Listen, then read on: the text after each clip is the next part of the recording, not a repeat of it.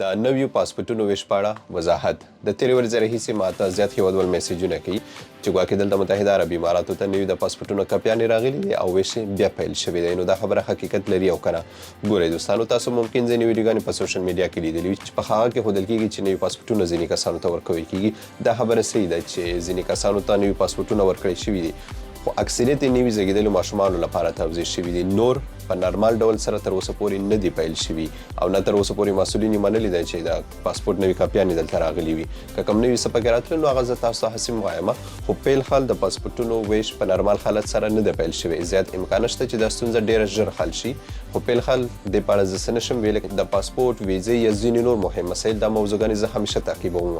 که نوي څه پکې راتلل نو هغه زه تاسو ته هسې خپروم، خو بس هغې لپاره تاسو یو زحمت کوئ چې احمد ټایمز تعقیبوئ. اخر کې یوه یادونه کوم، کوم پاسپورټونه چې توضیح شوي وو، لومړی هغه تیار شوي وو، هغې نه وروسته د مسؤلینو له لورې کوم چا چې پاسپورټونه وو هغې کسانو سره تماس نیوی شوي، بیا کونسلګرۍ ته غوښتل شوي وو همداسې هر یو کس چې پخواني پاسپورټونه داخل کړي دي، خاص کر د ماشومانو لپاره، نو همداسې مه ورځئ کله چې د مسؤلینو له لورې تاسو ته ټلیفون ورکړی شي، بیا ورشئ کونسلګرۍ ته، هلته به ستاسو پاسپورټ تیار وي.